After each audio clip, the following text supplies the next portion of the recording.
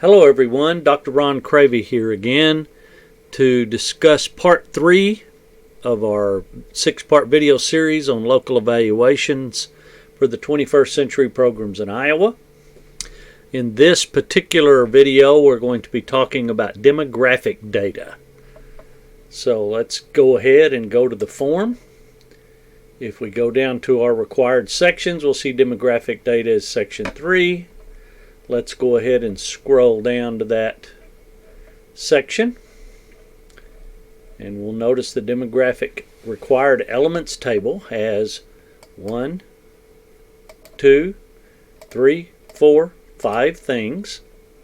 The first 2 are attendance tables and discussions. Then we have partnerships and discussion, and then parent involvement discussion. Let's take a look at each one of these and talk about some details that you probably need to know. So we'll go right straight into the attendance tables. Notice the red gives us an idea of what we're supposed to do and tells us the actual dates that will be on the form you're filling out. And of course, as always, if there's one of these cohorts you are not active in, leave that blank. So we have 3 tables for this school year. The first one, the summary table, we give our total attendance and break it down by sex. So for example, if we have a cohort in cohort 2, maybe we had 100 students come at one time or another, and 50 of those, let's say 60 of those students came regularly. What does regularly mean? There's a federal definition. Regular attendees have attended the program for 30 or more days. Then you need to break that down by male and female. For all, we actually had 50 of each. And for regular, maybe you had 30 of each. Maybe that's the only cohort you have. You leave the rest blank. If you have another cohort, fill the data in there just as we did that one. Now, one thing that's very important is this data should match the APR data that the program directors entered into the federal APR system. So we need to make sure that it matches that, plus any communiques you've had with the Iowa Department of Education. So we need all the data to match, because if it doesn't, if we have discrepancies, that means more work for everyone to find out what happened with that. Now, I want to also point out that regular attendees 30 or more days, it is not necessary to break it down anymore. We do not require you to tell us how many went from 30 to 60 days or 60 to 90 days or more than 90 days. You can certainly use that, mention it in the discussion, but don't change the table to indicate that. The next table is the attendance ethnicity tables. For this table, we're going to break down the attendance by ethnicity. You'll notice there are 1, 2, 3, 4, 5, 6 different categories.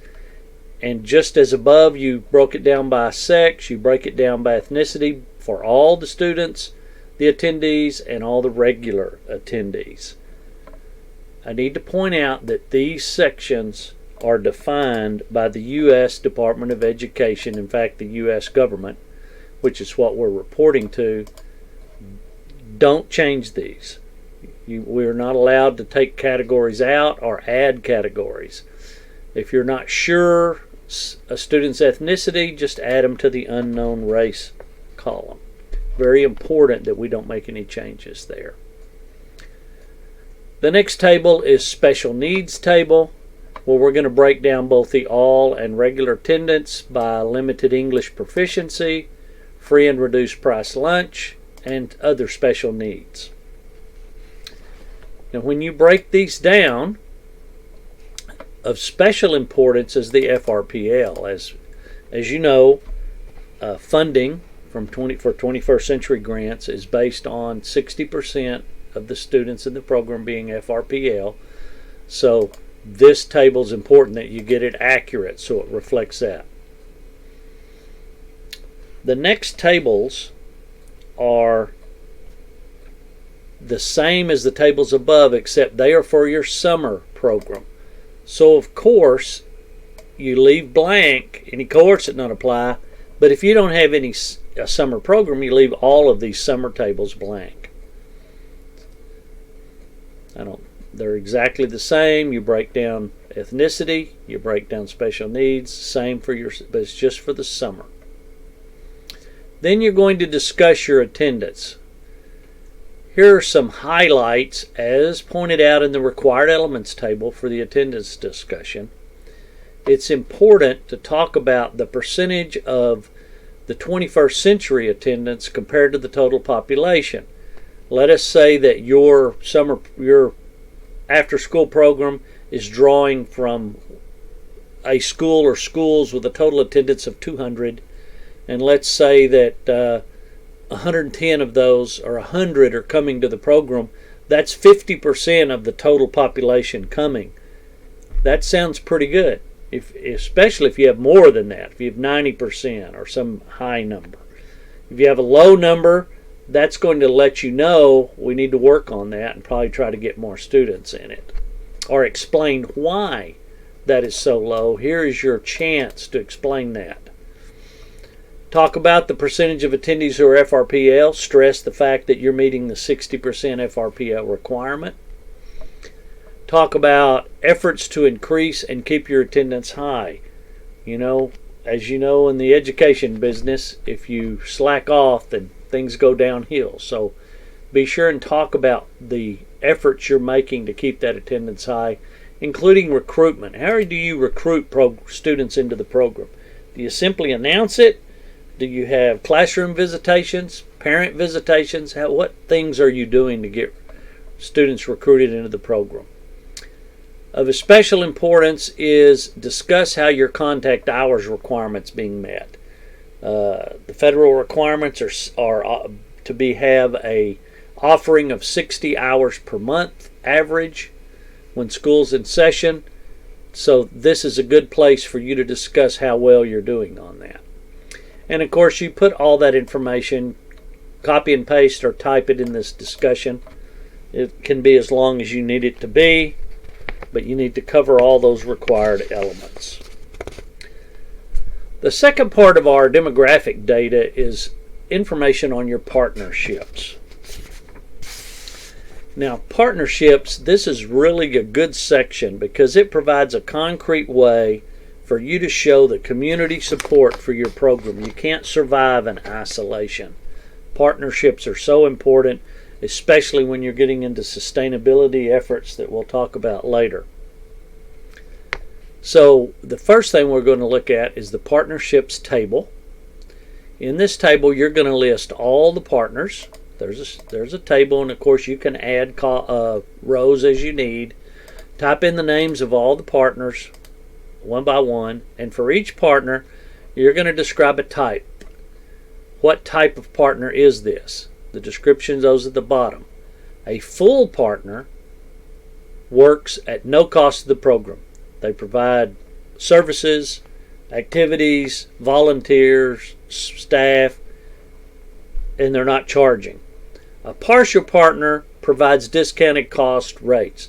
Very common for an activity like a museum or some type of park to give you a discounted rate on tickets.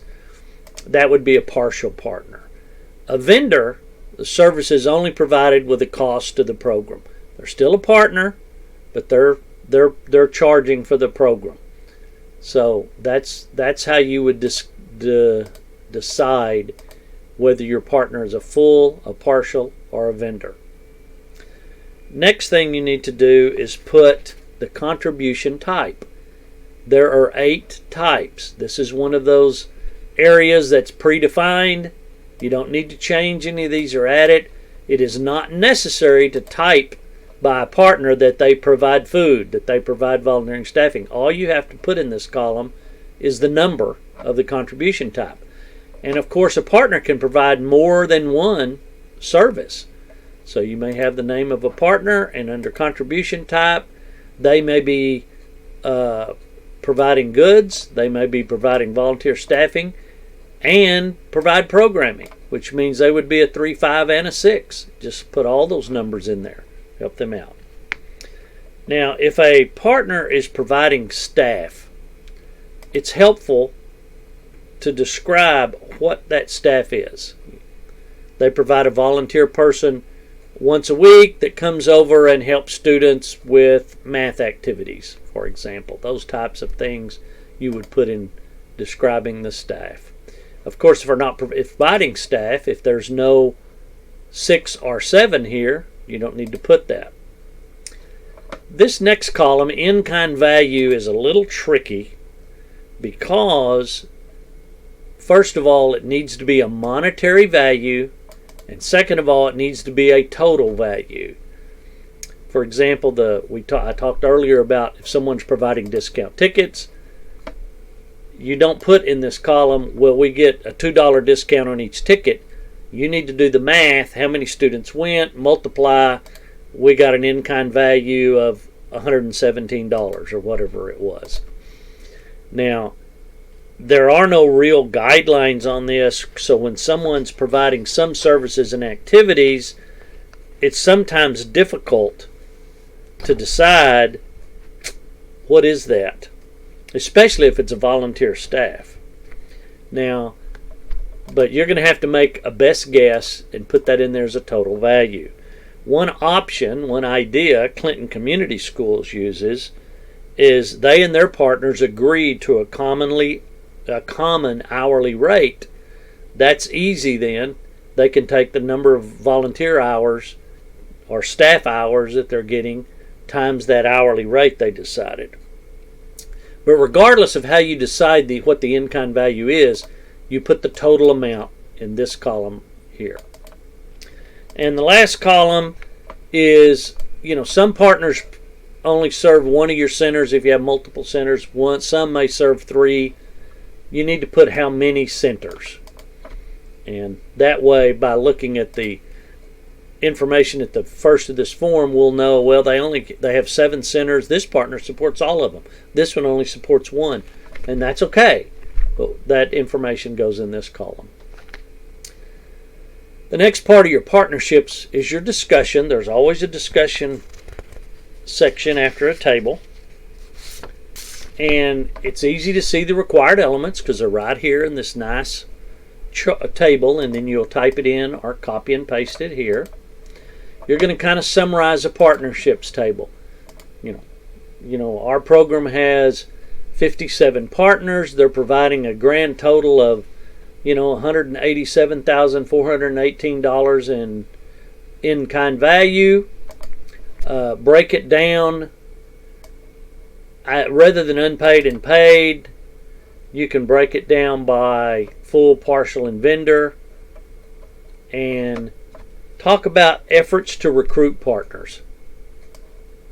How do you recruit partners? Does the program director go out and visit with people? Do you send out mailings? Do you call people? Do you do it through the grapevine? How do you do that? Highlights of partnerships is where you brag on your partners. Wow, we had this one partner that started out giving us $100 a year, and they're now providing 7 volunteers, and etc., etc. And last, because this is the meat of partnerships, how does the partnerships help the program serve the students? It needs to be more than, they say they're a partner, they don't really give us anything, but they're nice. How does it help the students in the program? So that's what you do on partnerships discussion. Next, parent involvement and discussion. And you want to talk about your parents. There's no table here. We're just going to discuss parents' involvement. As you know, any education program suffers when it doesn't have the full support of the parents. So in this section, in the green box here, you wanted to talk about the number and description of your parent meetings and or events. How many of you had? What were they? Were they just a meet and greet? Was it a student event where the students presented something? How did that work? And how many parents were at each meeting and event? And something as an aside you can put in here is if some of your community comes that are not parents, This is a good place to talk about that and brag on it. You also want to talk about how you communicate with your parents. Do you send letters home, flyers? How does that work? And then talk about efforts you do to increase parental involvement. Are you doing household visits? Do you call people on the phone? How does that work? And you put all that right here. So that is a quick, hopefully helpful discussion on demographic data. Let me go back up to the main table. Required elements table for this. We've discussed our attendance tables and discussion, our partnerships, and our parent involvement. Those are the three things that go here. So in the next video, video 4, we will be talking about our GPRA measures. I hope this has been helpful. As always, if you have any questions, please contact one of these 3 people and they will be happy to assist you. Thank you for all you do.